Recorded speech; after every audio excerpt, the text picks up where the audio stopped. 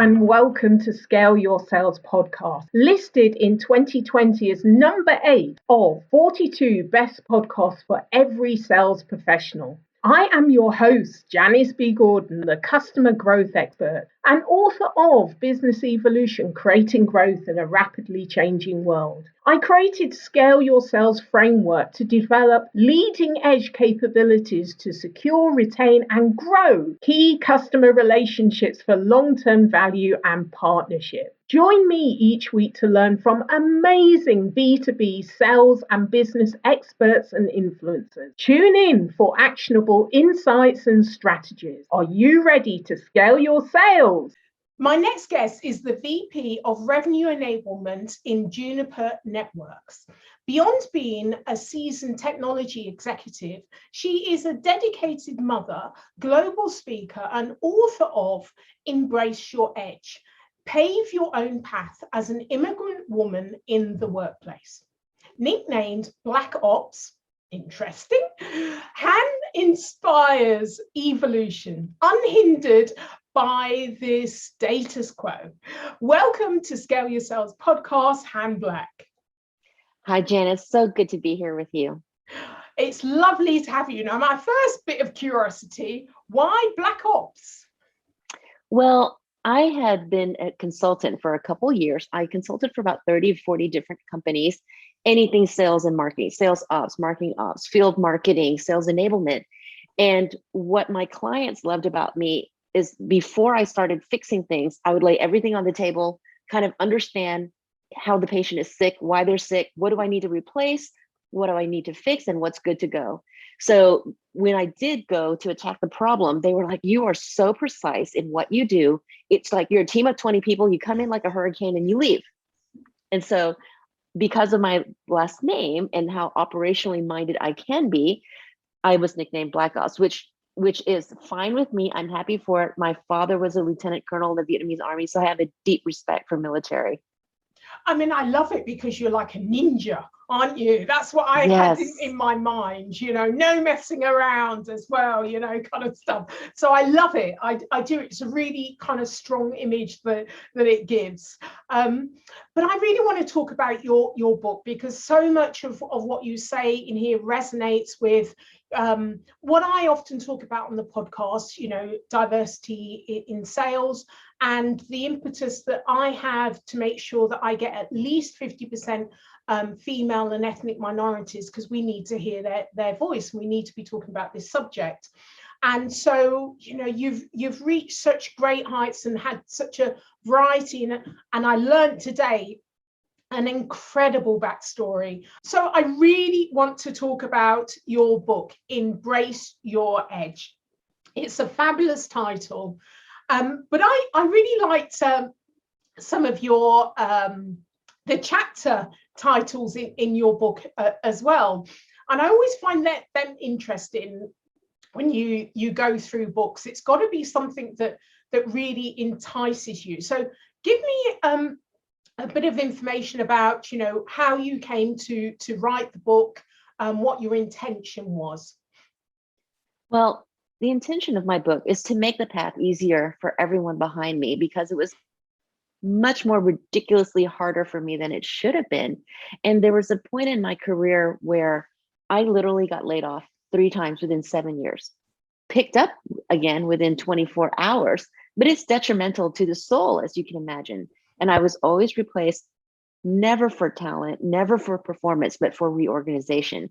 And I was always replaced by a part of the majority population who was subsequently fired or moved on 1 or 2 years later because they weren't as good as I was in the first place in comparison. So why does this happen? There are a lot of unconscious biases out there. I do believe in general that people have positive intent. However, what we have to bring awareness to is unconscious bias in the environment, but also within ourselves. Even minorities look back and judge other minorities. And it's really important to have these really real conversations. How do we expect support from our allies if we don't support each other? So I wrote the book so that we can celebrate our differences, bring awareness to it, but then come together in solidarity. it's really interesting that, you know, we can't always point the finger at other people unless we point it at ourselves first and really look at what our own biases are. And so much of it is that we borrow from our parents, you know, our environment and all of that. And it's not that it's good or bad, it's being aware. That's the most crucial thing. First of all, being aware that you do have a bias, and some of them you're okay with. That's part of you. Others you can't change unless you are aware of them. And so, yeah, I found it really interesting when I looked at your chapters. Surrender to the suck was one that I loved, and pick your poison.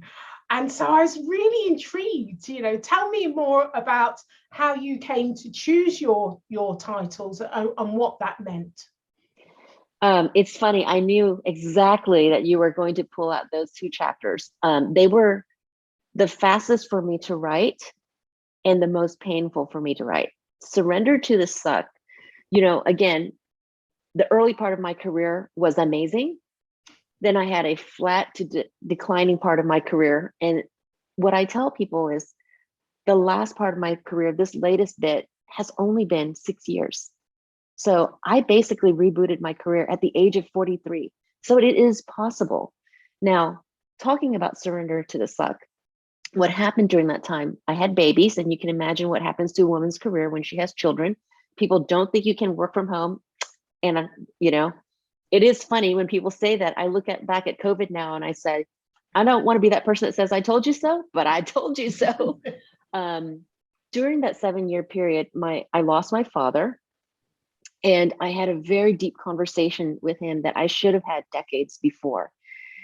I had the 3 layoffs, which we already mentioned. I moved across the country. I got divorced. And with the divorce, I moved 6 times within 7 years in order to come to the Bay Area, because I knew that's what it would take. That's the tenacity it would take in order to accelerate my career.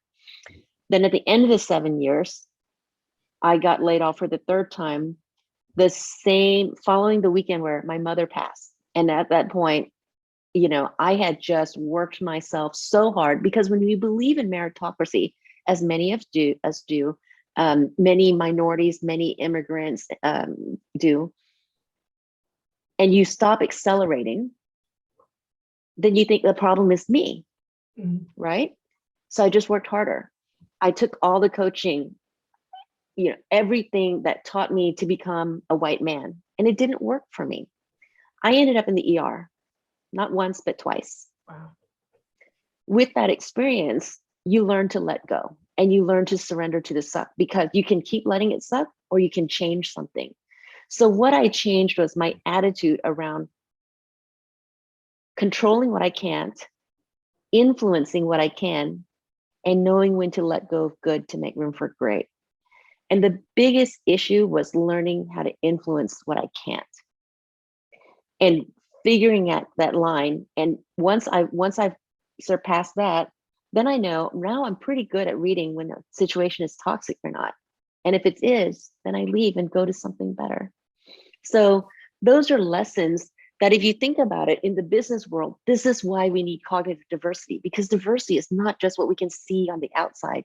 Clearly, I am a female and a person of color, but my book specifically targets immigrants, because immigrants come in all different shapes and sizes. It allows me to embrace my white sisters. It allows me to embrace the men in the workplace as well. But it goes all back to having that cognitive diversity and that vulnerability to look around corners to see what you don't see. Because when you look through another lens, it changes what you have the ability to see. I think it's, there's so much to talk about. I think it's really interesting what you say about recognizing bias. But actually, when we recognize bias, you know, the fact that you were laid off and then lesser skilled people were put in place, and then, you know, we knew where that was going to go. But it doesn't just happen once in a career. And a lot of people listening to this, you know, especially if they're women and especially if they're ethnic minorities, will recognize this because it's happened to them. there's a certain amount of unfairness and things that you can't control. But when it continues to happen, when you say influencing what you can't, it's how? I mean, how do you get past that what would feel like a brick wall, and that you to stop yourself getting really despondent? How does that happen? Well, I start my book off with, let me tell you the good, bad, and the ugly. The good is, in general, people have good intent. The good is, if you were following me or we're having this conversation, at least we're having a conversation. The bad, life is unfair. Life is really unfair. And the ugly, the formulas for success out there do not work for you. That is the truth. Now, once you realize those truths, I have to go back to the good again, because I don't like ending on a bad note. You have control over that. You have control over what you can influence. And what do I mean by that? Again, because a lot of us believe in meritocracy, what do we think? Sit down, shut up, don't rock the boat, just be really good at what you do. What if I told you, you actually have to work on networking and brand? When I heard that coaching for years and I dismissed it. I'm just going to keep doing what I would do. I'm just going to keep working hard and doing well. You are not going to get to the next level. You can be that stubborn. I thought I could be stubborn because I was that good. And in truth, I was that arrogant. If you don't, the beauty of the internet, and the reason I think that life has changed for the better in the last 10 years, the use of social platforms has democratized access. So I can create a platform, and I have learned to network and brand with authenticity. The reason that networking and branding has such a bad rap is the way we're taught to do it. Walk into a room, shake hands with someone, give them a pitch. And before you're done with your pitch, you're already looking over your shoulder at the next person you want to talk to. But what if you're really interested in that person? What if you really pay attention to the human that they are? Just like you would get to know a friend at a cocktail party. Then you can really become helpful to them and offer without an expectation to receive. But once a person does give you an offer because they like you, they're interested in you too, then learn to receive rather than being so arrogant enough to say, I don't need networking and branding. So those are things that we can do. How do we do that? Go to conferences, ask good questions. When people give opportunities to provide you access, know when to raise your hand and accept it. That's really, really important. For the longest time, I was honestly either too arrogant or too blind to learn how to receive. That being said, for those of us who are in minority populations, and some of us are in double, triple minority situations, we don't know how to see it. So make sure you're looking for allies and sponsors all the time. Yeah. It doesn't matter where we are across which water, there are so many experiences that, you have that I completely resonate with, and a lot of people listening to this will too. But there's an experience that you have had that will be out of this world to other people.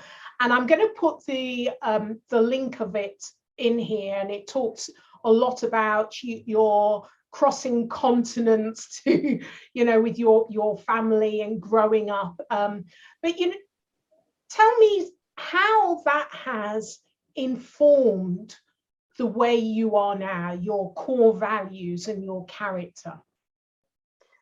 Well, I would say the immigrant story that first generation and second generation people will really resonate with is a story of tenacity. So for me, it's very insulting to hear the divisive language that we have. And again, the worst part has been are when multi-generational people look down on newer immigrants. But it gives you a tenacity.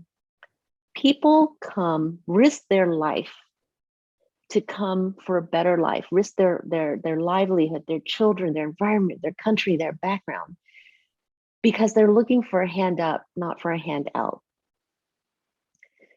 My personal journey, Saigon fell April 30th, 1975. My family left one day before on April 29th. We were literally sitting in international waters while we watched the bombs fall over the capital of our country. I went back and visited Vietnam. If we had not made that decision, we would have been stuck there for years and years. And my father being a high-ranking officer in the Army, we would have gone to re-education at best, or a much worse fate. When I went back to Vietnam, I met people who told me they made a decision not to leave because they had a plantation or whatnot. And they said they have regretted that 15 minutes for over 30 years of their lives. So immigrants come with a tenacity. You will see a very big philosophy of mine is to always encourage evolution, not perfection. I don't want perfection to get in the way of better or good, but I do want to always continue to move the needle. And that's why I'm so good at sales. That's why I'm so good at enablement, because we're always looking around corners. We were planning on a virtual world before COVID happened. So when COVID happened, we were able to flip a switch and change all of our programs within 3 weeks because we were already preparing for it. Right now, while people are preparing for, oh, most people don't want to come back, in real life, I disagree with that. I think a large part of the population will over time, but it will take time. But there will be a lot of the population that will be allowed to that will want to stay home, which is okay. So I'm actually right now planning for a hyper hybrid world. So we will still maintain the good that we got out of this virtual situations pandemic that we were forced into, but we have to take those lemons and turn them into lemonade. So that's how my personal journey has really shaped how I think about life, is taking the opportunities when you can, and when you're in an adverse plane, figure out how to make an opportunity out of it. Right. Okay. So what about creating access to power networks? How you talked about online, it has provided us with the opportunity to access networks. How important is that as we move into a hybrid world? Yeah. So I'm a big fan of LinkedIn. If you're for entrepreneurs, Instagram is fantastic. Some people are still using Facebook. We have an opportunity to be thought leaders. And if you look at our screen here, Janice, you and I have equal amount of real estate. So what I encourage immigrants and women to do all the time is, when you're in a hyper hybrid world, turn your camera on. You have access to voice. You have the same real estate as everybody else. Make sure you're showing up and speaking up. And same thing on a thought leadership platform like LinkedIn, which is extremely valuable. Don't just react with awesome, thank you. Actually engage with thoughtfulness, ask good questions, provide good feedback, and it can and be an ally to other communities, because allyship honestly is bidirectional, right? So I like to say that there is no room for improvement or evolution by privilege shaming or victim blaming. There's nothing wrong with privilege. It's how you use it. We have the privilege of access to these social networks, but guess what? Everyone does too. The question is, how do you abuse it? Or how do you use it for good? Yeah. And in every aspect of your life, I suppose you have that choice. You can either abuse it, that person, that thing, or you can, use it for good, for everyone, share it. So I like your 3 R's. Explain, your 3 R's to me. How did that come about? Well, my 3 R's are reflect, recalibrate, reset. So reflection is thinking about, where are you today? How did you get here? And what are you holding on to that has once served you, but no longer serves you? Because we hold ourselves accountable to ideals from, 10 years ago, 20 years ago, etc. And it may have worked for us for a period, but how do I move on to the next chapter? That's where recalibrate sets in. What am I shedding from my history? How am I going to move on? What are my new expectations? I don't have to be only as a woman. I don't have to be just a nurturing mother that gives up everything, completely martyrs, or become a high-ranking selfish executive those are not my two choices. I can recalibrate. Where do I want to be? And by the way, that can change over time. You can keep choosing to reflect and recalibrate. Now, once you recalibrate, then you have to reset. Oof, that's the hard part, isn't it? It is painful, but that's the difference between dreaming and activating and really owning the narrative of your life. People ask me, how often do you reflect, recalibrate, reset? At this point in my life, every damn day. Every major decision, every minor decision, I'm really thoughtful about it rather than just reacting to what history would have told me. That's also why I'm known as a chief disruptor. Do you know what? I want to be part of your team. I really do. I want to be in a Black Ops team. Well, I actually created a little recruiting video for my sales team. Yeah. And it was all people on my team because we represent enablement. So we represent the broader sales team. I had to cut a bunch of people because I had too many women, too many French speakers, too many Spanish speakers, too many Vietnamese speakers, too many Portuguese speakers. At this point in my career, I am very actively conscious about recruiting white men to make sure that I have a complete 360 view. Isn't that funny? Yeah, that's good, isn't it? That's the way things should be, really, and not just assume what the team will look like and pepper in a few bits of diversity and color. Yeah, I love it. I love it. But I wonder if that team would have built had you or someone that was conscious of and their filter was very much around diversity already. I wonder if you would have attracted so many ethnically and gender diverse audience had you not been who you are. I can answer that for you. Absolutely not. Diversity begets diversity. People talk about people don't leave companies, they leave managers. I have a following.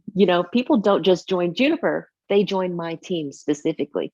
I've had people take significant pay cuts to come work for me because they want a culture where they feel like they can succeed. And they know that if they perform in my team, they will be able to make it up over time. And absolutely, I will take care of them. I have a team of unicorns that I'm very, very proud of. Yeah, that's why I want to be part of your team. One of the problems of diversity in sales is that we have done for, I don't know, last 30 years, only had 17% of and it's mainly gender rather than ethnically diverse senior sales managers, 17%. And so, you've just proved the point. As soon as you put more diverse people in senior leadership, then that filters down without really having to try too hard. That becomes part of your culture. Not only that, a lot of senior leaders talk to me and saying, oh, we've tried, but we can't attract. What should we do? And it's like, well, just putting senior leaders at the forefront that means that I'm going to feel comfortable applying because I feel that there'll be people that have my back. If the senior leadership team doesn't look like me, I can't empathize. It's really difficult for me to sign on the dotted line and say I'm going to work for this company. So that's the difference. That's what you need to do. So let me ask you about your if you had a tried and tested strategy that you would offer listeners in order to enable them to scale their sales, what would it be? To scale their sales? Yeah. Well, I'm selfish. I have a love of enablement because it's, for me, there's a part of it that's very much of a teacher leader. And of course, it's business minded. So I call enablement a very strategic part of the sales organization in that they're business minded teachers. So I'm all about making multipliers. The biggest thing I would say is make sure that everyone loves to think that they can do enablement. I would say make sure that you create one center of excellence under a leader so that we don't have random acts of enablement. Because if you think about it, in the enablement function is not just to create technical product training, it's to become a sales multiplier. Take the best DNA of all your best people and replicate it. Take your sales processes and tune it so that you have automation and an exceptional ease of doing business. Because the best way to make it easy to do business for your customers is to make it easy for your sellers to sell. So I would say create a center of excellence and make sure that you have the executive C-suite sponsorship for that team. I think it's interesting that the way many organizations have gone, and they've got the marketing function, they've got the sales function, then they have the enablement function separate, and they're all doing different things. It seems to me that what you're talking, the whole thing is enablement. It's enabling customers and whatever fits underneath how you do that. So it's not a function, it's an overall view of the organization, and sales actually fits underneath it as opposed to enablement fitting at the side of sales. Would you agree with that? So enablement at one point would typically live under marketing or sales engineering. And then at some point, about 5-6 years ago, it got moved under sales operations. Now what I'm seeing is it is a peer to sales operations. So it would still sit under the CRO, but it's completely separate from the operational underlay of, the business and tooling underneath. But it does work well in sales, because the best way to understand how the sales engine works is to be in sales. Because I have nearly a decade under engineering. And when I was in engineering, I thought marketing and salespeople, they don't know what they're talking about. Leave it to us. Then I had almost a decade in marketing. And when I was in marketing, I thought, those engineering guys are just a bunch of propeller heads. They're into their nerd knobs. And the salespeople, they don't know what they're talking about. But sitting under sales, with the background that I have now with engineering and marketing, I've been nearly a decade in sales at this point. We truly have the honor of representing the customer. So I do believe that that's the appropriate place for enablement to live, directly under the CRO, with completely a very singular view of making my stakeholder efficient, and my stakeholder is the rest of the sales team. So, out of our company, we're about 40% sales. So I service 4,000 people, and it's to make them the best at their job as possible. Excellent. Okay. So who is your hero or shero? I have to say my parents. You, Janice, now know my story, and my parents are both generous community leaders in their own regard. My mother on the much more compassionate, softer side. My father much more on an activation side. I don't think I realized how much I loved him until I lost him. Yeah. And I just want to make them proud. Well, I can't imagine you not. You're an incredible woman, absolutely incredible woman. And I have to get you on the podcast again, because there's so much we haven't covered, and I absolutely love talking to you. Besides the fact I'm going to be stalking you because I want to be part of Black Ops. But yeah, you're an incredible leader and have an amazing story. So I'm going to be sharing the video and all of the links to the book, because there's so much more in the book that we could talk about. But I think because of your background, you have a unique perspective, and I really thank you for sharing that and educating us on what is really possible, and what is possible is bigger and better. So thank you very much. So how can listeners get hold of you? Well, the best way, the best way is to follow me on LinkedIn. Yeah. And so my LinkedIn handle is Hang with Hang, and I'll make it really easy for you. My website is www.hangwithhang.com.